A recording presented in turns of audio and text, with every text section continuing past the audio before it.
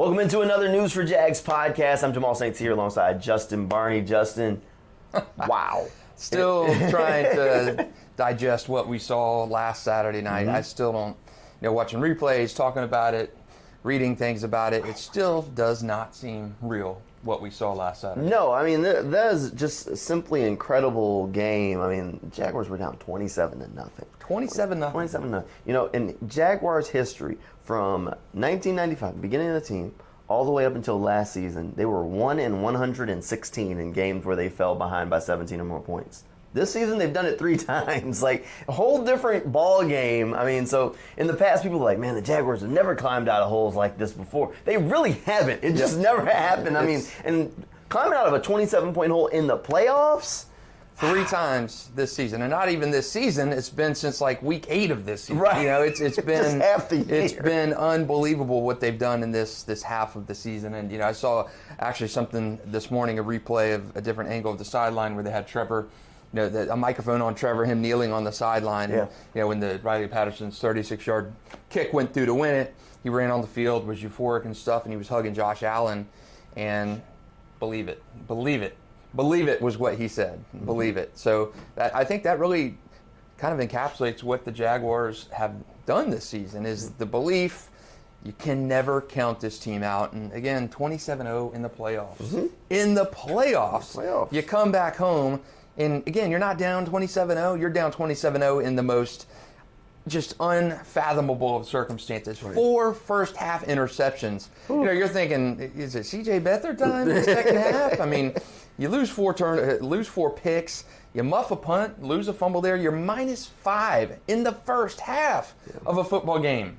-5, and that's how you stayed. -5 the entire game. The whole way, and they just battled back. And you come back and win that game. Again, I think we'll talk about this 10 years from now. Yep. We'll talk to talk to our kids about it. I mean, to me, it really stands the test of time. I remember the Buffalo Bills playoff game against the Oilers. Right. And I remember watching that game, and it's 35-3 in the third quarter of that game. Frank Reich, again, people know him as a Colts coach, comes back in and leads the biggest comeback in history. And I remember that game so crystal clear, even to this day. And that's the biggest comeback in NFL history. But again, for Jacksonville to even be mentioned in a scenario like that, your playoff win, the 3rd biggest comeback in NFL playoff history. Right. And you were feeling pretty good about your pick because you picked the Chargers. I did pick the Chargers 24-17. Yeah. And, Jamal and I last week, Friday, I think our podcast we're talking about who the big players was. And Jamal went on the record multiple times and said Jamal Agnew is going to house one. Now, he did not house one, no, but he had a very good game statistically. So, again, Jamal's wrong. And my guy, Zay Jones, he was my pick. He actually had but you picked the wrong team to win the game. So we'll call it a wash. Yeah, we'll call it a wash. We'll call it a wash. No, it was a huge game. And, the Jaguars offense is going to get all the credit for this game. But the Jaguars defense had a really good night. I mean, I went back and was looking at the stat book just trying to see some of the defensive stuff. They only gave up 3 touchdowns. Only one of those touchdowns came where the Chargers had to go more than 20 yards. Right. I mean, one of them was like a 6-yard drive. The other one was like a 16-yard drive. And so you mean to tell me that the Jaguars were just – the defense, only 2 drives – or 2 of the 3 touchdowns they had were just on that sort of field because Trevor was turning the ball over. Right. Outside of that, the Chargers didn't put anything together. They drove down, got in field goal range the one time, and they missed the kick. But outside of that, the defense was lights out. And, I mean, people were giving them grief that late in the season. Oh, their late season success was because they weren't playing anybody. They played Josh Dobbs, Davis Mills, and Zach Wilson, and the other guy with the Jets. Like, who were they playing? Well, they played Justin Herbert, and they basically shut him down if Trevor doesn't throw 4 picks, right. So this defense is legit. They're on a tear right now of being, it should be in the conversation for one of the better units left in the playoffs. I mean, we're in the Elite 8, and when you start listing the defenses, you can say, oh, well, where does the Jaguars defense rank, at least of the 4 teams in the playoffs? And you're like, well, it's the Bills, the Chiefs, the Bengals, and the Jags. If I'm thinking about those defenses, I'm definitely not picking the Chiefs defense. Right. The Bills' defense has had some injuries. They're pretty good. Cincinnati's defense is pretty good. And the Jaguars' defense is pretty good. So it's between those 3. And I'm like, I mean, I can make a solid argument that the Jaguars could be, the #1 unit there because all the turnovers they've had, the bad positions they've been put in for or off of some offensive turnovers early in the year that have skewed the stats. Which defense are you picking on the game they're playing this week? I'm picking the Jags defense over the Chiefs defense every time. Yeah, and you look at that, again, game on the line last week. You look at that drive, I think 5:30 left in the game. Chargers get the ball back after that just unbelievable touchdown play, and then Trevor Lawrence, the 2-point spike. It was just remarkable. I think the that whole looked like crowd, something out of Space Jam. He's just stretching out the ball. I think the whole crowd felt that. I mean, when Trevor slammed that ball down, it was euphoric. I mean, that stadium was rocking. And then Jacksonville gets the ball back, and you've got to hold them. You've got to get the ball back. And again, I mean, you still have a little time left, but all the Chargers got to do is put maybe a couple first downs together, and then you're in trouble territory in terms of the clock. So again, that drive for the Jacksonville Jaguars, Roy Robertson-Harris, first down. What's he do? He sacks Justin Herbert, lost 8 yards, and then you're behind the 8 ball there as the Chargers, 2nd 18. You're trying to get some of that yardage back, get to a 3rd and long situation, and you're stopped on 4th and 5. Fourier had a great tackle on 3rd down to stop the drive to make them punt that away. Right. And all of a sudden, Fourier in the locker room afterwards, we're talking to him, and he said, I didn't like the odds, but I like my chances in that scenario when you're down 27-0. So he made a great play, Roy Robertson-Harris, an unbelievable play. And the Jacksons, they forced no turnovers in that game. They got nothing off the Chargers. But again, when you had to have a big play, when you had to have a stop, when you had to have a play of action where you get a hand on Justin Herbert and make him throw the ball out of the defense has risen to the occasion. Again, it doesn't have to be a turnover. Last week it had to be a turnover when the Titans were just kind of manhandling Jacksonville, especially in the run game. Right. You needed something. You needed your defense to get points. Last week against the Chargers, the last Saturday night against the Chargers, you needed a big play. And that came in the form of quite a few guys delivering. Again, the short fields that they had to work with, you can't blame them for that when your drives are 16 and 5 yards. I mean, unbelievably short fields to work with. So credit to Mike Caldwell's defense. Again, we've kind of ridden the waves with Mike Caldwell this year. Right. Started out great, lull in the middle, talking about him as a potential head coaching candidate. They're going to lose him, and then he kind of hit the skids during that that bad month of October. And then it's just been, again, the team learning how to play.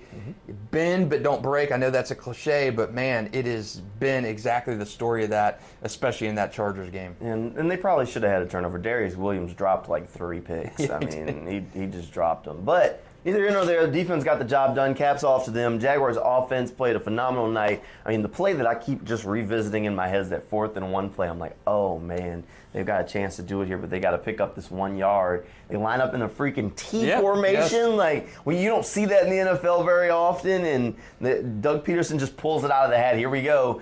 And I know Travis bounces that outside. That's designed to go inside. Travis sees the corner take that inside step, and he says, I'm just going to beat this dude to the edge. He turns on the Jets. Next thing you know, he's at the 15-yard line. It's like, that's ball game, folks. Here we go. And that was a pivotal, I mean, again, it goes without saying it's a pivotal sequence on 4th and 1 in crunch time of a game. But you look at the play before that, 3rd and 1, and you call a pass. So I don't know if I like that play call. So you get into 4th and 1, Doug calls a timeout. And he said Trevor was very unhappy with that timeout call because Trevor liked the call. He liked the look, and Doug Peterson overruled him. He's got the final say, called timeout, and the Chargers loaded that box up. Doug saw, I think, the play was there, that outside run for Travis, and you expect him to go up the middle. The Chargers were expecting him to go up the middle. It was an off-tackle run. It wasn't as outside as he took it. It was designed for them to chop it and him to get in there right on the edge. But he took it outside because he saw the corner kind of jump inside to get into the trash because everyone was expecting it to go right up the gut. Right. So he just took it around the corner. It wasn't as designed to go as wide as it went. And it looked like a sweep kind of play. Yeah. Oh, no. Once he hopped in, Travis just turned on the jets and was like, I mean, because think about it. Travis knows he's fast.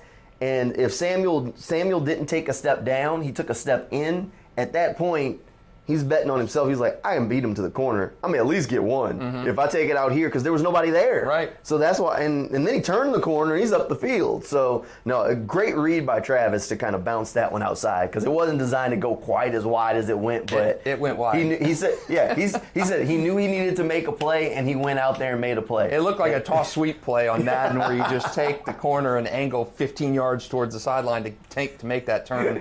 But, man, and he runs 20, 25 yards down the field. You stay in bounds again on that play. It becomes a clock game at that point. And then Riley Patterson, a 36-yard field goal. It wasn't as clear to me. It was a little sketchy there. But, again, Jacksonville, had he missed that, would have gotten another kick because the Chargers were called offsides on that defining play. So that place was – you can't properly convey into words what – TIAA Bank Field felt like on Saturday night. It was just there was a vibe, and you were at the slab pretty much all day before the game started. Yep. And it was just an unbelievable environment. And again, I've covered all 5 home playoff games of the Jaguars in their franchise history. And, going to the Dolphins game or the Titans game in '99, that was a pretty darn good feeling out there. But Saturday, with how this season has gone, the momentum, the fans are energized. They've been starved for football success, and the Duval shouts were everywhere. A great environment. The slab was rocking. Tailgaters Row was rocking, and it was just a great atmosphere to be in. I really wish the Dolphins would have held on and beat the Bills, and I really wish the Ravens could have helped us out a little bit. Just had another home game. Yeah, that would have been great. Oh, that would have been phenomenal. Another home game in Jacksonville on another Saturday, maybe even another Saturday night. But it wasn't meant to be. Jaguars are heading to Kansas City this week, and if they win, they'll be on the road again. So this week, Kansas City, the Jaguars and the Chiefs have played before. They played earlier this season. Chiefs won that game by 10 points. But the Jaguars did some good things. They had 3 turnovers in that game, recovered an onside kick to start the day, but the Chiefs just kind of overpowered them ultimately in that game. And it wasn't a bad loss. It was at that point, it was their biggest loss of the season. It was 10 points, 27-17. Right. So, the Jags had been, had a kind of a pattern down where they just didn't lose. They didn't lose blowouts. You lost games that were 8 points or under the whole year. Yep. And again, you didn't go up to KC and get absolutely the floor mopped with you. And I thought that would be the case. I thought KC was going to take them to the woodshed. That did not happen. They played well. They just couldn't put things together. So, again, Patrick Mahomes, Trevor Lawrence, the storyline's going to repeat for years to come, I think. Trevor's a young guy. Patrick's the old guy, which just sounds funny to say. Old guy, he ain't even that old yet. Not even that old yet. I think he's 27, right? So, it's not, again, this is something we could see for years to come. And you're going up there, I know, Jamal, so it'll be chilly. It'll be, atmosphere in KC is like very few places in the NFL. I hear that place is just rocking. When you talk to former players who played up there, say KC is just a different animal to play at. So that'll be an interesting thing. What changes in this playoff game? How much, again, the KC game was week 10, right before the bye. We know what Doug said after that KC game. Your future's in front of you. We'll hear Trevor talk about it. We've got a 7-game season in front of us at this point. And again, what they did was phenomenal. You rip off a 6-game winning streak now, and you really turn the page of not being able to close to absolutely not to being closers. To being absolute closers, yeah, for sure. And Trevor Lawrence is just in his 2nd year as a quarterback, which is just remarkable to see Jacksonville's future so bright for one time in franchise history. It feels like that there's, when the Titans game, the '99 time, that team was aging very quickly. Mark Brunell was getting older. Tony Baselli was getting older. So that team, you were built to win in '99. You were built to win that year. And that was, '96, '97, '98, '99. That was a stretch of playoff runs. But again, those guys are getting long in teeth, and you're signing older free agents to kind of hopefully get over that veteran hump and get you over that into that Super Bowl. And you felt like after that '99 game, that the window for Jacksonville had closed. I remember I worked at the paper at the time, and that was one of the storylines, is this window closing for Jacksonville, because you got guys that were getting older and breaking down right in front of us. Carnell Lake and Gary Walker and guys like that. They weren't long-term guys. Right. This feels different in Jacksonville. This march, this ascension feels like it could be the start of something. You're not seeing the best of this team yet, and that's saying something, considering we just saw 27-0 comeback on Saturday night. But I don't think we've seen the best of Trevor Lawrence. I don't think we've seen the best of Doug Peterson as a coach in Jacksonville. So this feels different than it did in 99 to me, because this team feels like it's still on the way up, and you've not even come close to hitting your ceiling. Got Calvin Ridley coming in next year. Right. This team feels like it is really on that incline, whereas that 99 team, the last time you really had this euphoria, this excitement. I know 2017, but 99 to me is more, 96 and 99 more comparable to this year than 2017. But again, I think this team is on the way up. We're going to get some primetime games next year. Oh, so they definitely will. We're going to get some primetime games. I was talking, we've kind of gotten used to those 1 o'clock kicks. You're not getting those every Sunday anymore. Right. This team is going to be in prime time. And they're definitely on the ascension. I mean, look across the roster. The oldest guy on the roster is Marvin Jones, and he probably won't be on the team next year. The core of your roster are guys that are in their second and third years. I mean, even the free agents they brought in are all young veteran kind of players, 24, 25-year-old guys who are still in those prime years for the extent of their contract that they're contracted here. They haven't been bringing in those guys that are long in the tooth. They don't have very many of them on this roster. I mean, think about it. Your top cornerback, Tyson Campbell, second year in the league. Your top pass rusher, if you say, is Josh Allen. I mean, he's only in his fourth year. Next year is his fifth year in the league. Trevor Lawrence, of course, second year. Travis Etienne, second year. Christian Kirk, he just got his second contract, so fifth year in the league. I mean, so you kind of start going into those things, and I mean, you start looking at it. Evan Ingram, just on his second contract. Foye Oluokun, second contract. They haven't gone into those guys that are on third, fourth contracts that have been around the league for a long time. So it's a very young team, a young core that is built to stay together and be able to compete and kind of even grow together over the next 2 to 3 to 4 years. So this should be the start of what is a good run for this team. Yes. It's a very good start. Very good start. They're in the Elite Eight. I mean, there's only 8 teams left in the NFL right now. 4 teams in the AFC. They're 2 games away from being in the Super Bowl game. 2 wins. That's remarkable. 2 wins. All you have to do is go into Kansas City and get a win and beat whoever wins out of Cincinnati and Buffalo. And next thing you know, they're in Phoenix. And we're like, what happened to this team? So it's very doable. It's tough, but being in the playoffs is tough. Right. There's no gimmies. Here's the thing that I kind of look at as the key this week is the offense has not felt the need to have that killer instinct and go out and hang 30 on folks. Just haven't. And they started slow last week against the Chargers and jump-started it just in time to get rolling. Now that they've jump-started, because they had kind of hit the wall for a few weeks there, do they start the game hot against the Chiefs? If they pick up where they left off from last week, they pick up right there and keep rolling, it's a shootout. The Jaguars have every shot to win it. I already said I'd take their defense over the Chiefs' defense.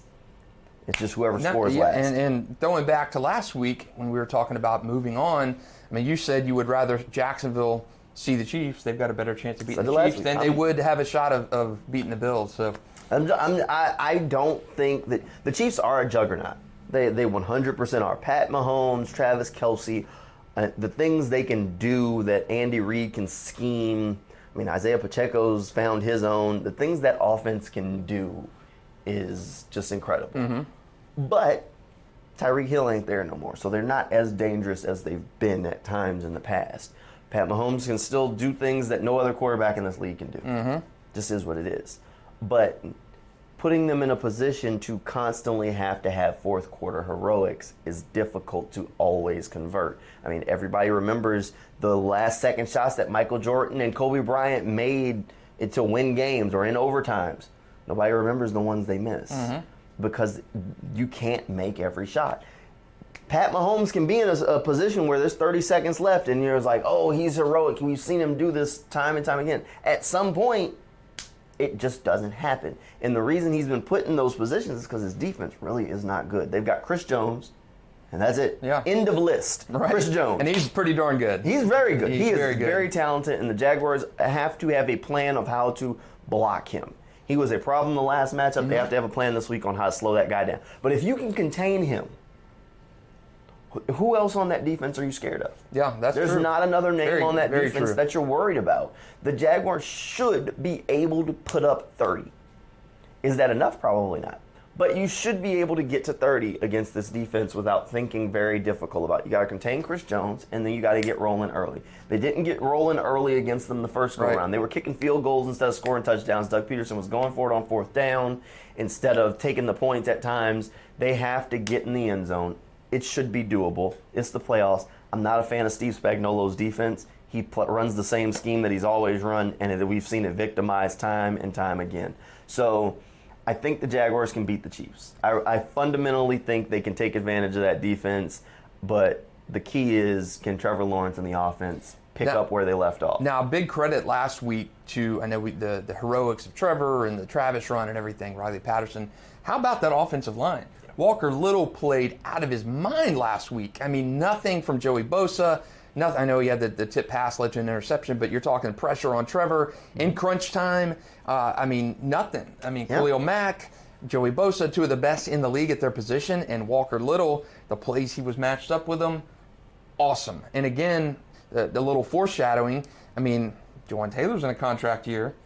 Cam Robinson not on the field this year, on injured reserve, torn meniscus. Saw him in the locker room after the game on a crutch hobbling around, and he was just pumped up as can be after that win. But Walker Little, a great game, his best game to me as a Jaguar, and another good move in that draft last year by Trent Baalke. Right. So again, another feather in the cap. Another feather in the cap. So I think again a great just a great franchise building move. Getting Walker Little those snaps now. He's going to have, if he's going to see Chris Jones this week in any scenario, that's going to be another one. That's a massive defensive tackle right there. Right. Chris Jones, that's another one. Again, nothing against Joey Bosa and Khalil Mack. Those guys are speed edge rushers. Sure. Chris Jones is a monster on that defensive tackle position. So Brandon Sheriff's going to have his hands full.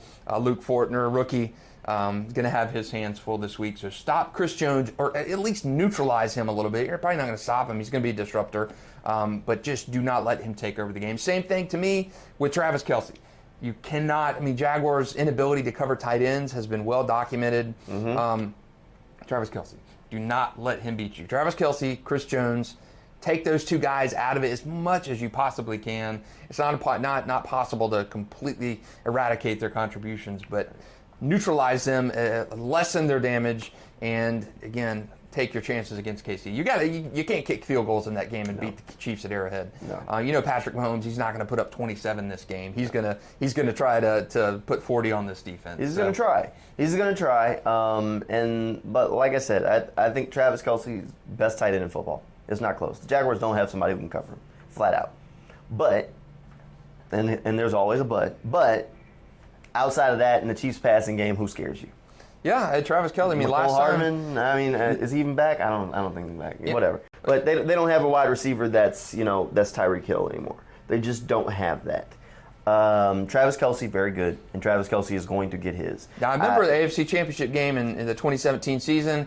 The Gronk factor was such a threat, and he got knocked out with a concussion in the first half of that game. So, not wishing injuries on Travis Kelce, but maybe a twisted ankle wouldn't be so bad for him. We'll see what happens with that. But I think the Jaguars' defense is going to be able to give the Chiefs some problems. The biggest thing that is the key for them is getting home on Pat Mahomes. The last 2 weeks, we've seen the pass rush ramp up when they needed to. They've been able to get pressure on Justin Herbert, and Justin Herbert, when he's on the move and under pressure, he's not the same as when he has time, just like every quarterback. If Pat Mahomes is sitting back there in the pocket, he will pick anybody apart. Right. But if you get him on the move, he still will pick you apart. But that's the key. You have to have pressure from both sides, give him no outlet, and bring him down. If they can do that, there's a chance. Yeah. There's a chance. You're 9-point dogs right now. They're 9-point dogs, but I'm just not. I'm not buying into it right now. Like I said, if I was picking an offense, a defense, an offense and a defense in this team, in this game, I pick the Jaguars defense, but I'd pick the Chiefs offense. Yeah. So that's the kind of double-edged sword. Like I'm saying that the Chiefs offense doesn't have a ton of weapons, but they have two of the best at their spot, and like a matchup with a tight end like Travis Kelce is worth its weight in gold. Mm-hmm. And a quarterback like Pat Mahomes, he'll rip off a 50-yard run on you in a blink of an eye and then drop a 60-yard bomb.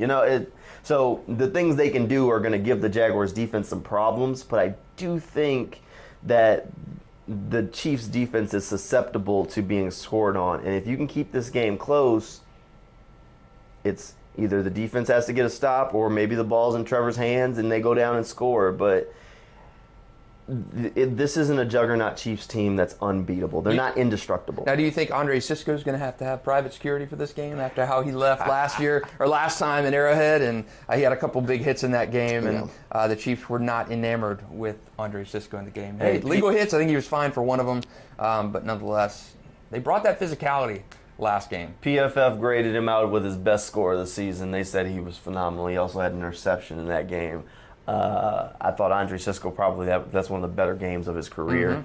Mm-hmm. There were some hard hits, and you don't like to see Juju or Valdez-Scantling down hurt the way they were after the hits, but it wasn't flagged for either one of them. They were legal hits. They were just very physical and hard hits, and that's part of the game. Again, hate that the guys were hurt, but I also didn't like that people were going after Andre Sisco as like this dirty player, because that's not. No, and you could see on the replays that he was not. I know the Chiefs fans were just boisterous about it and calling for flags and stuff. He wasn't flagged on either of those two hits, and you could see clearly on replays that he was leading with a shoulder and not a helmet, not lunging head to head in the play. So again, game of contact, and it's the same situation as we saw with the Damar Hamlin issue. People were saying T. Higgins should be just ridiculous. Hard hit, physical game, injuries happen, fluke things happen like the Damar Hamlin thing. Sure. And the Sisco hits were clean, legal, and Chiefs fans got to get over it. Yeah, they'll be fine. So it should be a good game. And it should be another one with a lot of points. Jaguars definitely don't want to fall behind 27 in this one, because that won't end well. But if they can start and they can play 4 quarters, not 2, not 3.5, 4, there is a chance. There's a chance. Yeah, I agree. And we saw it last time when it was, again, 27-17 up in KC, or double-digit underdog going up there in that game. The mystique of Arrowhead, Patrick Mahomes, all the Andy Reid, Eric Bieniemy, all the things that are going against you. We should say Doug Peterson is 0-2 against his pupil his mentor Andy Reid. He is, and the Jaguars haven't beat the Chiefs since 2009, I believe. So there again, you've got a lot of things going against you against Jags. Yeah. Underdog, you're playing NFL royalty, and NFL MVP and Patrick Mahomes. He could win it again this year. But again, there's something about this team, momentum. And they're not just a feel-good story. I mean, this team is a good team, well-coached. Mm-hmm. Trevor Lawrence mentioned time and again, he looks like a generational quarterback at this point in his career, and he's, just in year 2. Mm-hmm. So again, Jags are not a fluke. You can ask the Chargers. You saw what happened last week. They just fired their offensive coordinator today. So again, Jacksonville is legit at this point in the year. They found out how to play, found out how to close, and that was our complaint in the early portion of the season. That was the complaint after the London game. They don't know how to close. They don't have a killer instinct. You can't stomp on the team's neck when they're down, and you have a chance to choke them out and hang them out. And they have found that. They have found that ability to claw back, to come down. And I asked Marvin Jones the other night in the locker room. The first thing he said was, typical us, typical us. And that's what the Jaguars have become. Is you can't kill them. You cannot look at this team and say when they're down big, they're going to fold like an Urban Meyer coach team last year. So this team has found out how to win. Wherever the switch clicked for them, it has clicked and it has stayed on. And to be riding a 6-game winning streak right now, we're in a tough environment. Absolutely, playoffs, any environment is tough. Yep. But again, I would not pick against the Jags like I did last week. Oh, so is that some foreshadowing maybe, for the pick? Maybe. Beginning of last week I said Jags. I changed it when the pick rolled around, but for about 25 minutes I felt good with that pick. For about 25 minutes you felt great, and I was sitting there like, oh man, what have I done? I've been saying they were going to win this game, but we know how that one ended. Prophetic. We'll wait and see. All right, we'll talk about our picks a little bit in another episode of the podcast later on in the week. That'll do it for our coverage for right now. You can find more over on News4JAGs.com and on the News4JAGs Plus app, and we will see you next time.